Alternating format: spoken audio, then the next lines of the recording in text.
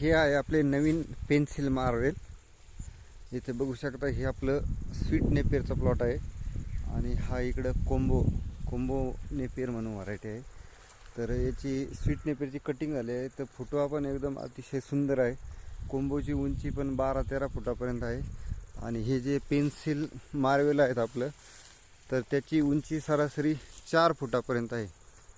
आता आपण बघू शकता इथे थोडे कटिंग केलेले आहे, त्याची जाडी वगैरे ते दाखवतो तुम्हाला मी. आता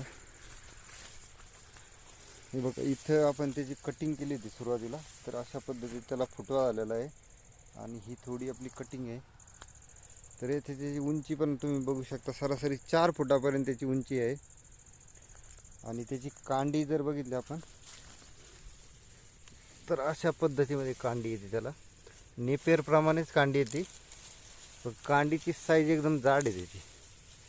बघू शकता आपण, इथं रुंद आहे, पेन्सिल सारखी एकदम रुंद आहे. कांडी एकदम नरम आहे आणि पानाची रुंदी पण बऱ्यापैकी आहे. म्हणजे इथे बघू शकता आपण,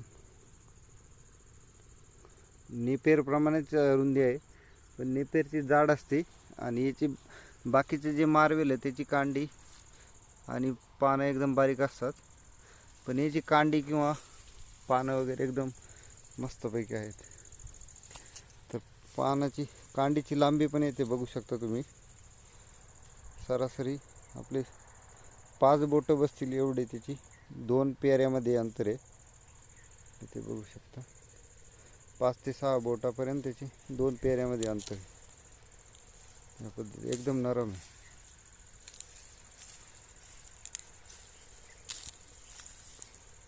एकदम नरम असा आहे.